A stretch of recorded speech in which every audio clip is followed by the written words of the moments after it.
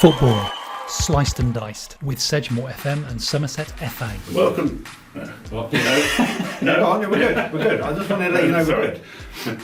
Welcome to Sliced and Diced, where we're having an open and honest conversation about local football. I'm Mark Vickers. I'm Fixtures and Referee Appointments Officer for various leagues in the area.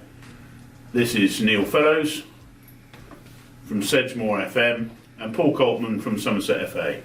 I think Mark did a really good job with that, guys. I'll go.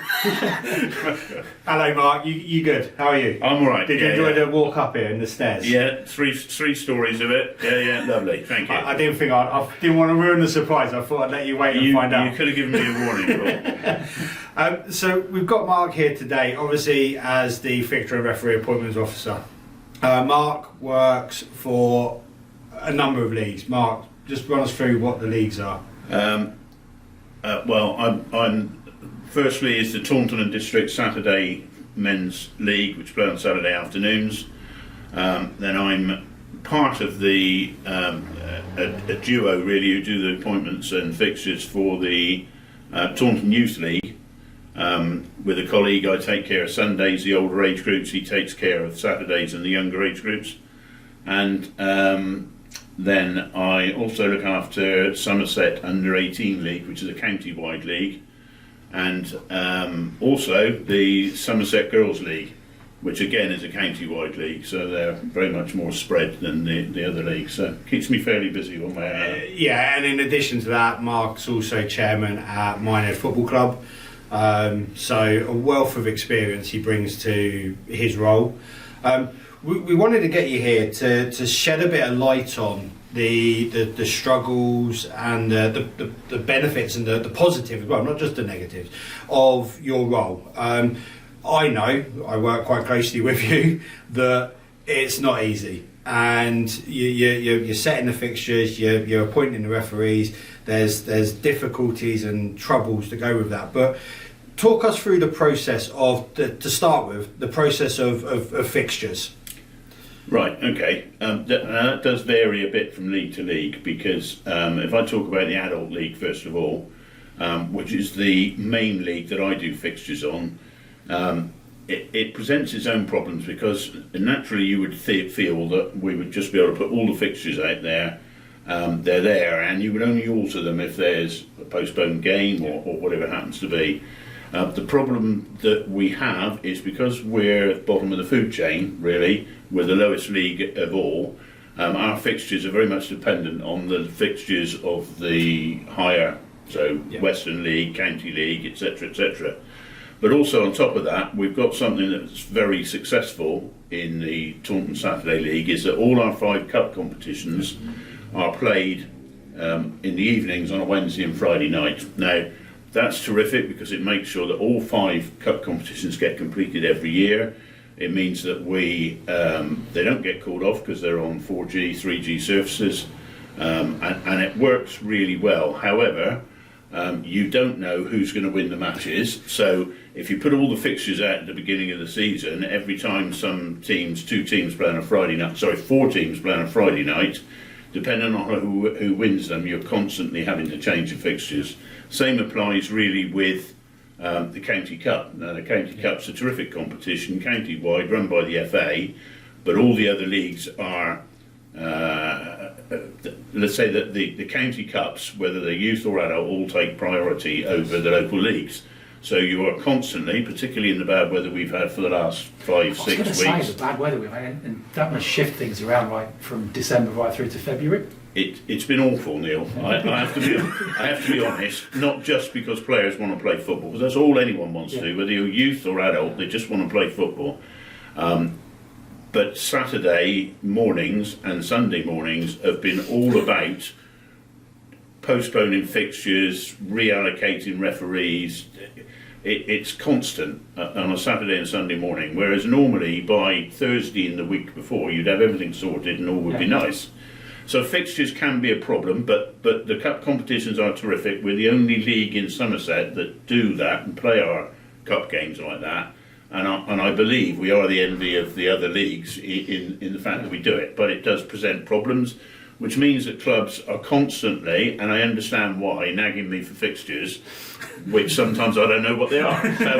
So actually, it does present problems. I'm glad you said that, because from a media point of view, when I'm talking about what's coming up this weekend, I'm sometimes looking through fixtures going, what is going on this weekend? Yeah, well, the answer is, ask me in future, Neil, and I'll tell you I've no idea. But yes, it can present a problem. Yeah. It's not so much, you have to give clubs 7 days notice. That's a hard and fast rule. Yeah. So it has to be done prior to that. The youth leagues, the fixtures are done at the beginning of the season, and although I'm involved with those on the youth league, I have a good lady at home who does more of the work on that than I do. But all those leagues are not last minute sort of, Whereas my aim really with the adult league is to get 3 weeks out there if I can. But it does present problems. It also means you can't really allocate your referees early because you don't know what the fixtures are going to be. I was going to then ask you, you mentioned fixtures can be a problem. Could referees be a problem as well? The biggest problem with referees, from my perspective, and some are very, very good at this and some not quite so, is their admin. Now, Matt Eva, who's the development officer for the referees for the county, will tell them that their paperwork and admin is as big a part of their performance or their game as actually refereeing it. What a lot of the younger referees don't remember is to confirm that they're okay for a fixture, to let me know if they're not available this weekend. So you can be appointing referees and then get a message to say, well, actually, I can't do this week. So it would be easier if referees were... I've got to be careful what I say. I might not have any referees after this. But if referees were a little bit better at their admin. So there's a little note for referees. From that perspective, it would make it easier. But there's a lot of good referees out there who do it well as well. Do you have enough referees to cover all of the games that are played? Well, Wednesday, Friday, Saturday, Sunday? No. No. Midweek is terrific. Everybody wants midweek games because they're extra. They love midweek games, and obviously we've only got one game on a Wednesday and 2 games on a Friday night, so we don't have a huge amount of midweek games at that level.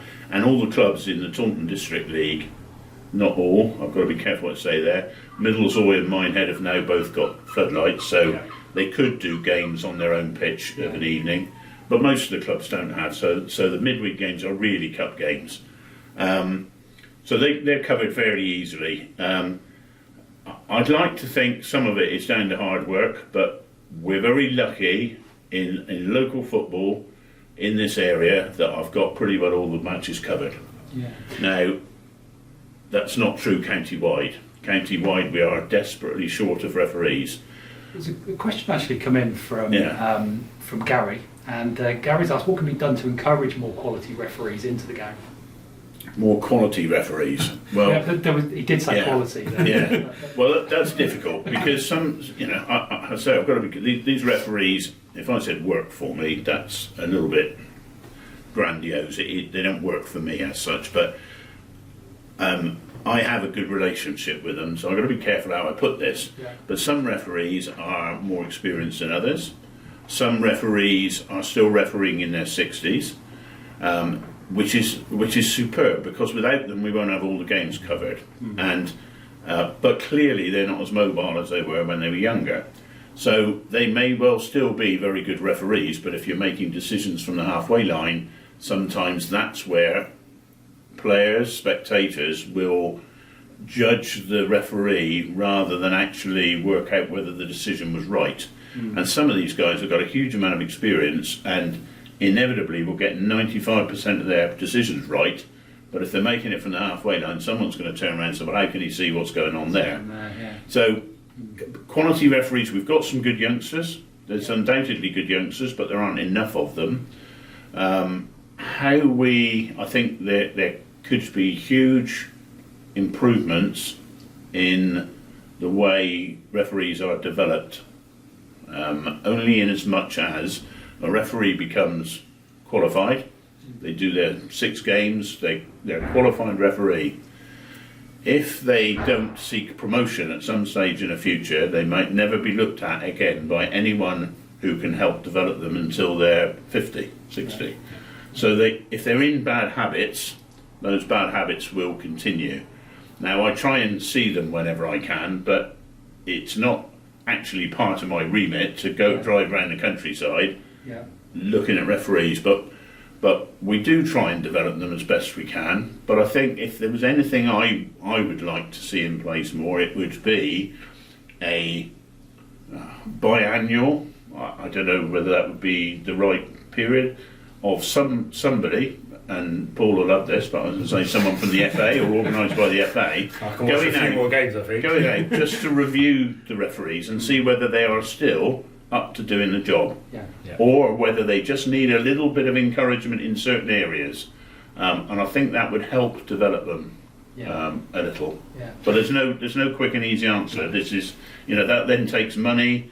You can't expect people to be driving around the county without covering mileage and all the rest of it, and money is. So last question. So obviously the development of referees is really important, and their role in that is key. Yeah. What work are you doing with referees to develop the clubs, the discipline and the respect and the behaviour of the clubs? Yeah. Well, everybody knows that one of the worst things in terms of losing referees is the lack of courtesy shown to them by spectators, players, clubs, whatever. A lot of that is led by the manager of the team, in my view, or it's led by the secretary or even the chairman, in my case, that you need to be dealing with people, whether they're spectators or players or whoever, who are not behaving properly, because undoubtedly we do lose referees, adults and youngsters, because of the way they are treated. What we're doing in the area is, and this is in all the leagues, to be fair, our referees complete a feedback form following their matches, which come back to me, and it's a report form which comments on the behaviour of the management team, the players, the spectators, etc., etc. And we do quite a lot of hard work as a committee, don't we, Paul? Yeah. In terms of putting that together to see which clubs we perhaps need to speak to and give some guidance. And it's not about just smacking people with a stick, it's about trying to make them understand what's going on, because in a large amount of cases the chairman or secretary of the club, who are generally the people in charge of those clubs, might not even know, because it might be their under 13s who are playing in Minehead when they're a Bridgewater team, and they may never get to hear about it. So it's important that when that feedback's given to us by the referees, we actually do something with it and don't just sit on it. So that's what we're trying to do to actually address some of the problems. Mark, thanks for coming in and joining us today and taking our fitness challenge of getting up all day. Really appreciate having you here.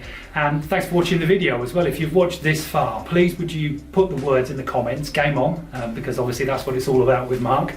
And we asked you just to put that in there just to confuse people who've not watched the video all the way through. If you've enjoyed this episode, please subscribe to the channel. And if you want to get extra content and support the channel, then check out the Patreon link in the description. Camera's on, yeah.